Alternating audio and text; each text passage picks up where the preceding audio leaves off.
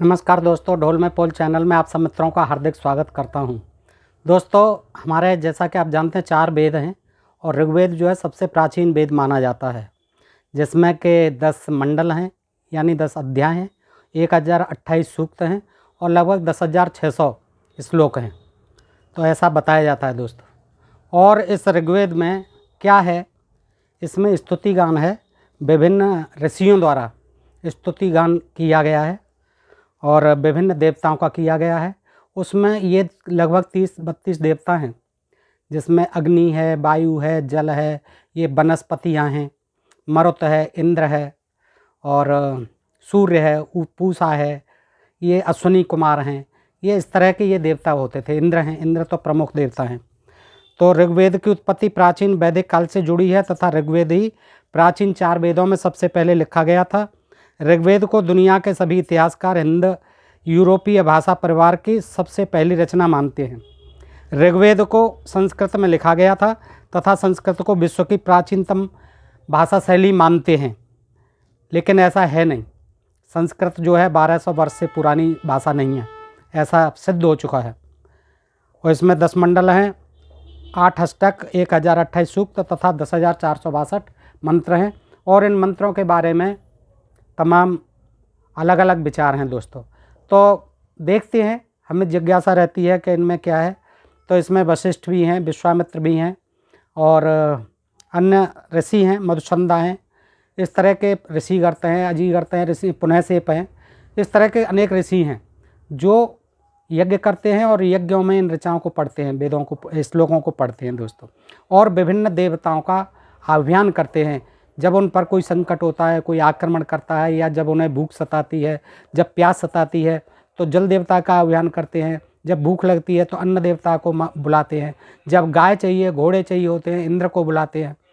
इस तरह से वो जब आपत कभी संतान चाहिए तो संतान के लिए विभिन्न देवताओं को बुलाते हैं, इंद्र को बुलाते हैं, अग्नि को बुलाते हैं। इस तरह से जब उन पर कोई परेशानी होती है तो उसके लिए, और यजमानों के लिए भी वो याचना करते हैं। ख़ास तौर से वो अपने लिए करते हैं, लेकिन जो यज्ञ कराते थे उनके लिए भी वो याचना करते हैं दोस्तों।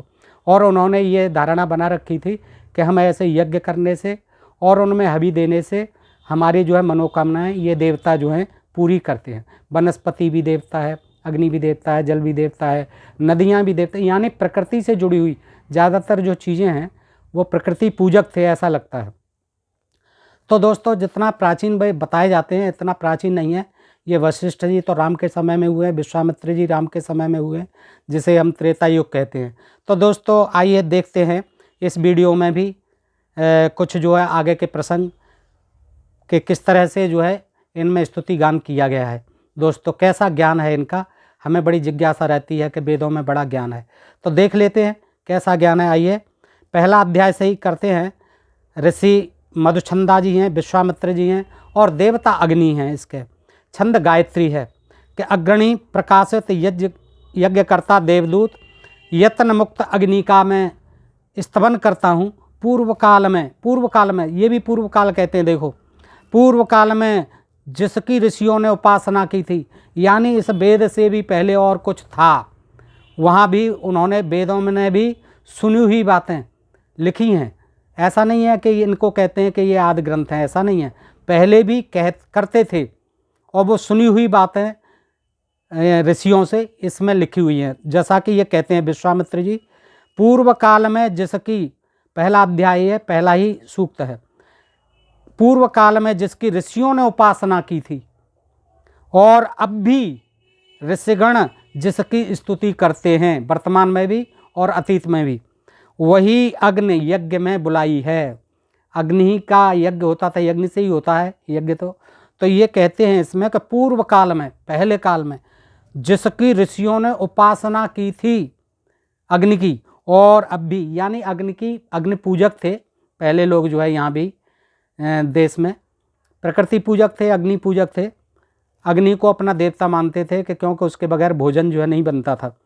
तो उपासना की थी और अब भी ऋषिगण जिसकी स्तुति करते हैं वही अग्नि यज्ञ में बुलाई है।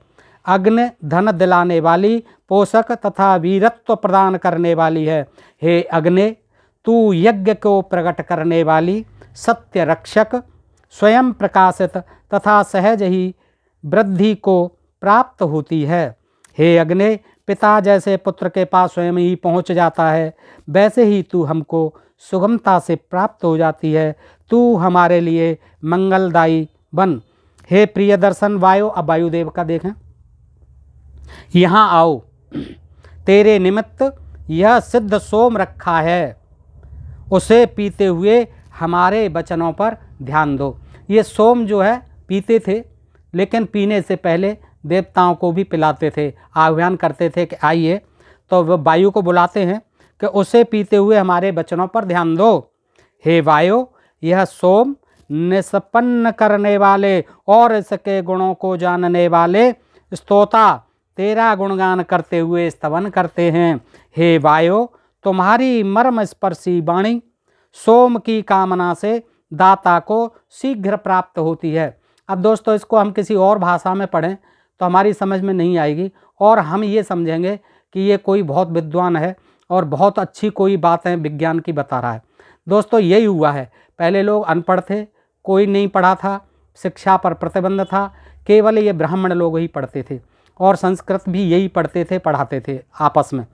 तो दोस्तों, जब ये संस्कृत में इन श्लोकों को पढ़ते होंगे और यज्ञ करते होंगे, खूब घी जलता होगा, उसमें अन्न जलता होगा, आदि आदि चीज़ें जलती होंगी, और जोर जोर से ये उच्चारण करते होंगे, तो सुनने वाले लोग जो है बड़े भयभीत होते होंगे, समझते होंगे, या ये समझते होंगे बड़ा पुण्य का काम हो रहा है, ये संस्कृत में श्लोक पढ़ रहे हैं, पता ही नहीं पढ़ रहा है कि क्या पढ़ रहे हैं।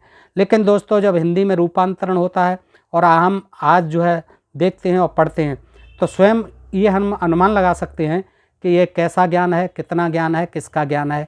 ये आइए दोस्तों, तो वो कहते हैं, हे वायु, यह सोम निष्पन्न करने वाले और इसके गुणों को जानने वाले स्तोता तेरा गुणगान करते हुए स्तवन करते हैं। हे वायु, तुम्हारी मर्म स्पर्शी वाणी सोम की कामना से दाता को शीघ्र प्राप्त होती है।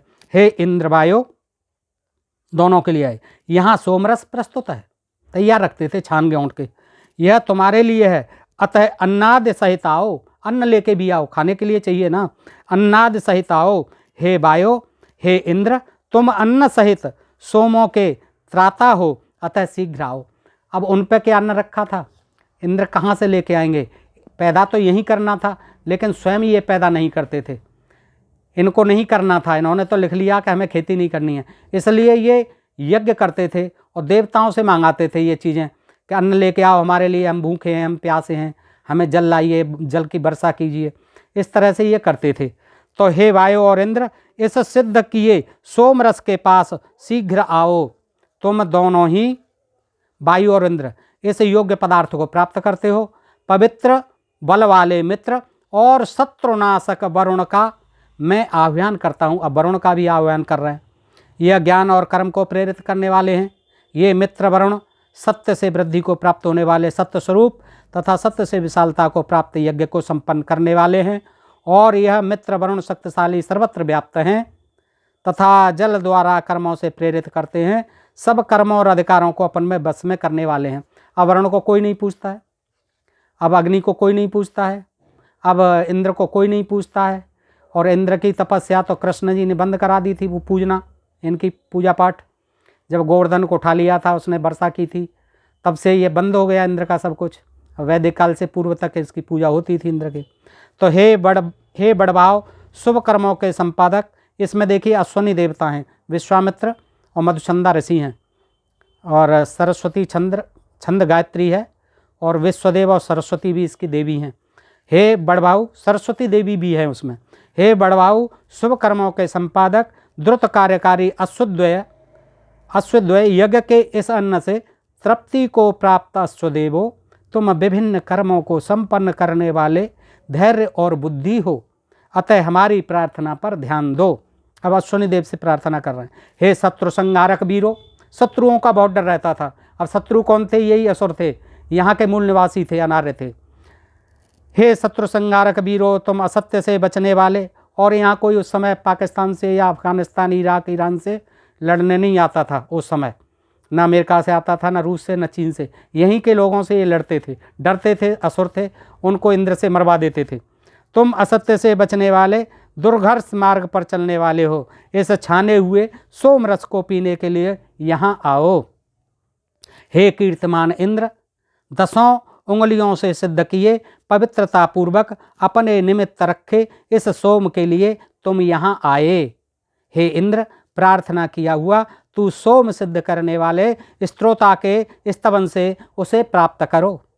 हे अश्वयुक्त इंद्र, तू हमारी प्रार्थनाएं सुनने को शीघ्र यहाँ आ।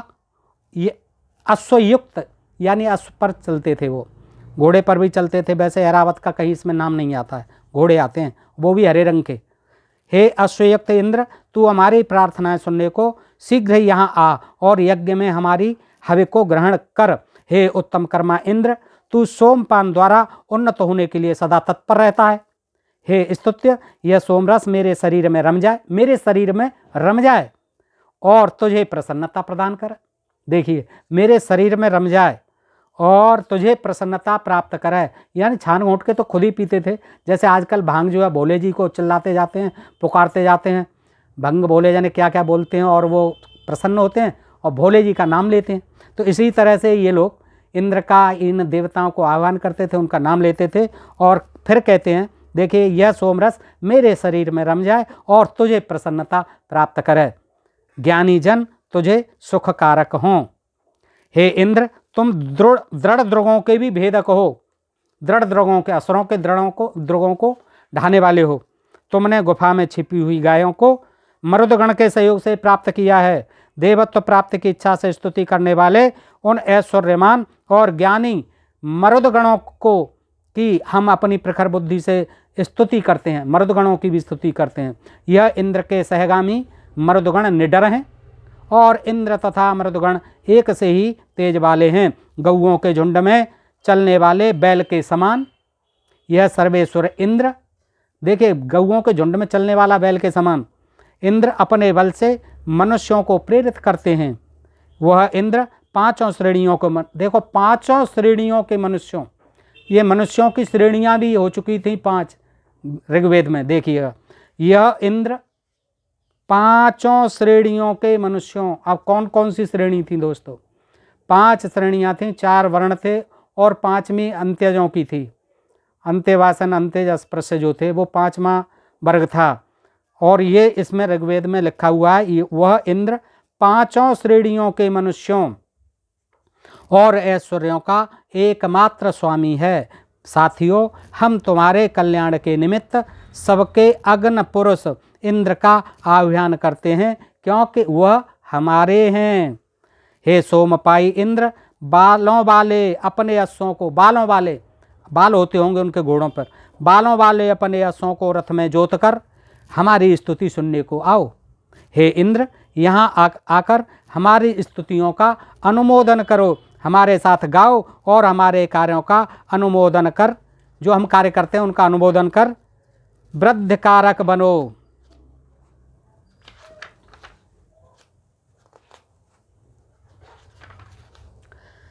हे इंद्र, ऋतु सहित सोमपान करो, यह सोम तुम्हारे शरीर में प्रविष्ट होकर तृप्ति का साधन बने।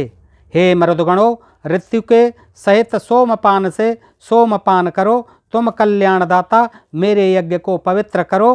हे त्वष्टा, देव पत्नियों सहित हमारे यज्ञ की भली प्रकार प्रशंसा करो और ऋतु सहित सोमपान करो। तुम अवश्य ही रत्नों के देने वाले हो। इंद्र के दोनों घोड़े उन्हें सुखदायक रथ में बिठाकर घी से स्निग्ध धान्य के निकट ले आए। हम उषा काल में इंद्र का आह्वान करते हैं। हे इंद्र, अपने लंबे केस वाले अश्वों के साथ यहाँ आओ। सोमरस छानकर तैयार हो जाने पर हम तुम्हारा आह्वान करते हैं। हे इंद्र, सोमरस के लिए हमारे स्त्रोत्रों से यहाँ आकर प्यासे मृग के समान सोमपान करो।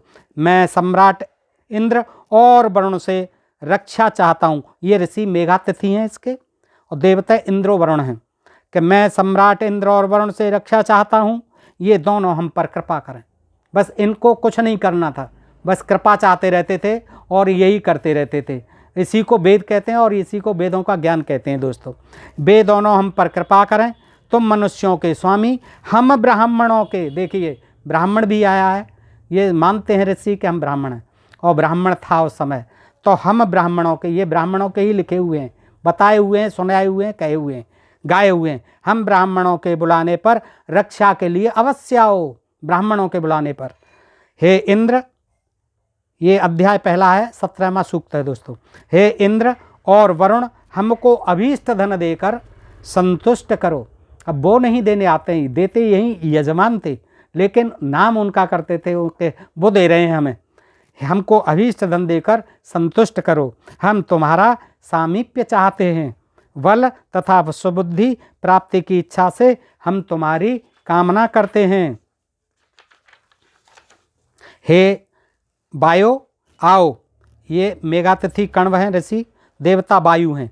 हे वायु आओ, यह बेग वाले दूध से मिले हुए, बेग वाले दूध से मिले हुए सोमरस रखे हैं, इनका पान करो। वायुदेव आओ, पान करो। आकाश को छूने वाले इंद्र और वायु देवता का हम सोम पीने के निमित्त आह्वान करते हैं। मन की तरह द्रुतगामी सहस्र चक्षु कर्मशील इंद्र, सहस्र चक्षु 1000 आँखों वाले, और वायु को हम अपनी रक्षा के लिए ज्ञानी जन बुलाते हैं। मित्र और वरुण को सोमपान करने के लिए हम बुलाते हैं, वे पवित्र और बलवान हैं। हे जल, अब देखिए जल की भी करते हैं उपासना। हे जल, चिरकाल तक सूर्य दर्शन के निमित्त निरोग रहने के लिए शरीर रक्षक औषध को मेरी देह में स्थित करो। जल, मुझ में स्थित पाप को बहा दो, मेरे द्रोभाव अपशब्द और मिथ्याचरण को प्रताड़ित करो। आज मैंने जल को पाया है, उन्होंने मुझे रसयुक्त किया है। हे अग्नि, जल के सहित आकर मुझे तेजस्वी बनाओ। हे अग्नि, मुझे तेजस्वी करो, प्रजा और आयु से मुक्त करो। देवगण, ऋषिगण और इंद्रदेव मेरे स्तवन को स्वीकार करें। हे इंद्र, जहाँ कूटने के लिए दृढ़ पत्थर का मूसल उठाया जाता है, दृढ़ पत्थर का मूसल उठाया जाता है कूटने के लिए, मूसल से ही कूटा जाता था और पत्थर का होता था, वहाँ निष्पन्न किए सोमों को बार बार ग्रहण करो। हे इंद्र, जहाँ 2 जंघाओं के सोम कूटने वाले सिल लोढ़े अथवा 2 फलक रखे हैं, सिल लोढ़े और 2 फलक रखे हैं, उनसे तैयार किए हुए सोमरस का पान करो। जहाँ स्त्री सोमरस तैयार करने के लिए मूसल के कूटने का, डालने निकालने का अभ्यास करती हैं, देखिए जहाँ स्त्री सोमरस तैयार करने के लिए मूसल के कूटने का, डालने निकालने का अभ्यास करती हैं, हे इंद्र, वहाँ जाकर सोमरस का सेवन करो। स्त्रियाँ निकालती हैं, बार बार डालती हैं, निकालती हैं उस मूसल को सोमरस तैयार करने के लिए, वहाँ जाइए हे इंद्र, वहाँ जाकर सोमरस का सेवन करो। सारथी द्वारा घोड़े को रात से बांधने की भांति जहाँ मंथन दंड को रस से बांधकर मंथन करते हैं, उस स्थान को प्राप्त कर सोमरस पान करो। हे ऊखल, ऊखल की भी स्तुति कर रहे हैं जिससे कूटा जाता था वो।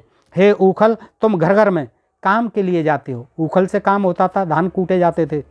हे ऊखल, तुम घर घर में काम के लिए जाते हो, फिर भी हमारे इस घर में विजय दुंदुभी के समान शब्द करो। हे ऊखल, मूसल, वनस्पति, तीनों की स्तुति है, ऊखल की, मूसल की और वनस्पति की। देखिए वायु तुम्हारे सामने विशेष गति से चलती है। हे ऊखल, हे मूसल, हे वनस्पति, तुम्हारे सामने वायु विशेष गति से चलती है। हे ऊखल, उस इंद्र को पीने के लिए सोम को सिद्ध करो। महान बल के देने वाले, पूजन योग्य से ऊखल और मूसल दोनों अन्नों का सेवन करते हुए अश्व के समान उच्च स्वर से बोलते हैं। हे ऊखल, मूसल रूप वनस्पति, तुम शुद्ध सिद्ध सोम करने वालों के लिए मधुर सोमों का इंद्र के निमित्त निष्पीड़न करो। ऊखल और मूसल द्वारा कूटे गए सोम को पात्र से निकालकर पवित्र कुश पर रखो, कुश बिछाई जाती थी। अवशिष्ट को चर्म पात्र में रखो, चर्म के पात्र भी होते थे दोस्तों, चमड़े के, उसमें रखो अवशिष्ट को, कूड़ेदान होते थे। हे सत्य स्वरूप सोमपाई इंद्र, यद्यपि हम निराशा में हैं, फिर भी तुम अत्यंत सुंदर पुष्ट हजारों गाय घोड़े देकर हमको संतुष्ट करो, हजारों गाय घोड़े देकर हमको संतुष्ट करो। हे शक्तिशाली, हे सुंदर नासिकायुक्त इंद्र, आपकी दया हमको सदा मिली है, हमको हजारों गाय घोड़े प्रदान करो। पुनः से पजीगर्त ऋषि हैं, देवता इंद्र हैं, छंद पंक्ति है। हे इंद्र, परस्पर देखने वाली दोनों विपत्ति और दरिद्रता को अचेत कर दो, वे कभी जागरणशील न रहें। हमको असंख्य गाय और अश्वों से युक्त कर दो, घोड़े भी। हे इंद्र हमारे शत्रु सोते रहें। देखिए क्या मांगते हैं, क्या याचना करते हैं इंद्र से, देवताओं से। हे इंद्र हमारे शत्रु सोते रहें और मित्र जागरणशील हों। हमारे जो मित्र हैं वो जगते रहें और शत्रु तो सोते रहें, उन्हें सुला दो। हमको सहस्त्रों गौ और घोड़े दो और हमको तुम देते रहो घोड़े और गाय। हे इंद्र इस पाप पूर्ण स्तुति करने वाले गधे के समान हमारे शत्रु को मार डालो।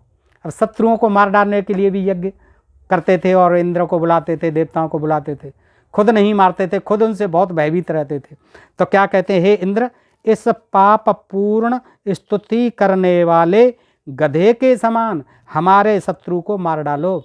शत्रु की तुलना गधे से कर रहे हैं। हमको सहस्र संख्यक गौ अश्व प्रदान करो, हजारों गाय और वो घोड़े दे दीजिए।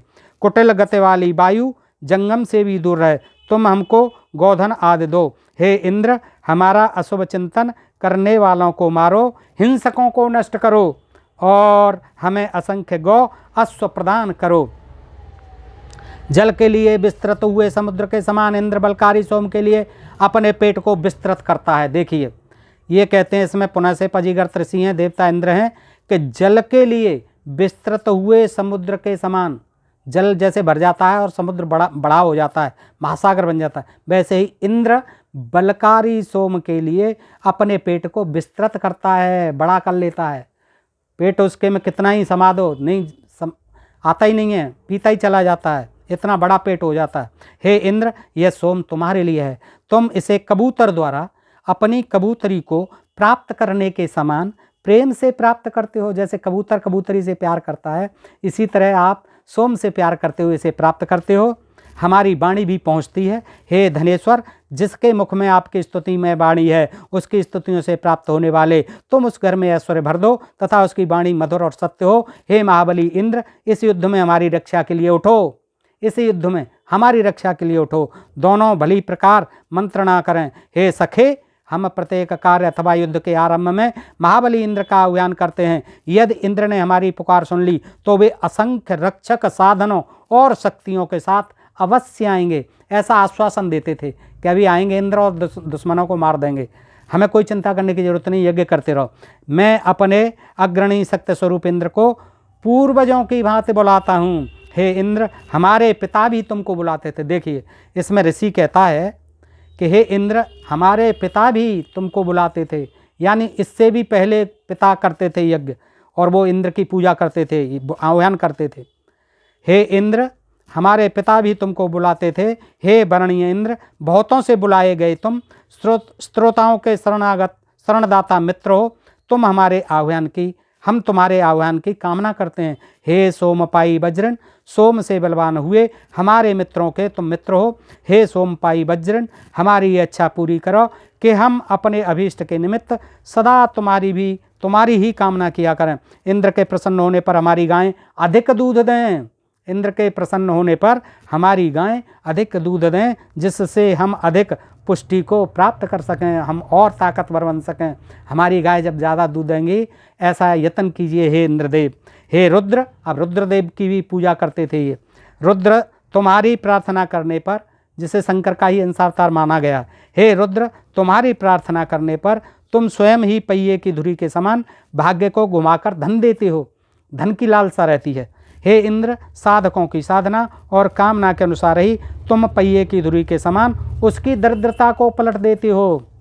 इंद्र सदा ही शत्रुओं के धन को अपने स्फूर्ति युक्त घोड़ों के द्वारा जीतता रहा है। अपने स्नेह वैसा हमें सोने का रथ प्रदान किया है। हे अश्वनी कुमारों, अब अश्वनी कुमारों के लिए, हे अश्वनी कुमारों तुम दोनों के लिए जुतने वाला एक ही रथ आकाश मार्ग में चलता है, उसे कोई नष्ट नहीं कर सकता। हे अश्वनी कुमारों तुमने अपने रथ के एक पहिए को पर्वत पर स्थित किया है तथा दूसरा पहिया आकाश के चारों ओर चलता है। देखिए क्या विचित्र रथ था अश्वनी कुमारों का, कि एक तो पहिया पर्वत पर रहता है और दूसरा पहिया आकाश के चारों ओर चलता है, अंतरिक्ष में चलता रहता है।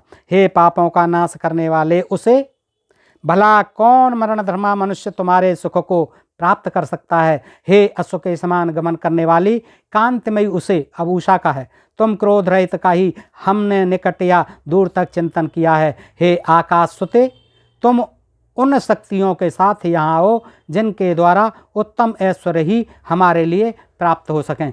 दोस्तों, आज के लिए इतना ही। आपने देखा कि किस तरह से इन वेदों में और ख़ास तौर से इस ऋग्वेद में स्तुति गान किया गया है और अपने लिए ही किया गया है, और ये यजमान के लिए भी किया जाता था दोस्तों। और इसमें देवता आपने देखे ही, प्राकृतिक देवता हैं सारे, अग्नि है, वायु है, जल है, वनस्पति हैं, ऊखल मूसल, सभी देवता हैं, इंद्र वरुण आदि सब देवता हैं, मरुत भी और रुद्र भी। तो इस प्रकार आपने देखा वशिष्ठ और विश्वामित्र ये मुनि इसमें पढ़ते हैं। दोस्तों, आज के लिए इतना ही। ढोल में पोल चैनल को सब्सक्राइब करते रहें और बताएं कि ये आपको जानकारी कैसी लगी। अगर ये आपको जानकारी अच्छी लगती है तो हम और भी वेद हैं उनमें से भी आपके लिए कुछ जानकारी अवश्य लाएंगे। दोस्तों, धन्यवाद, नमस्कार।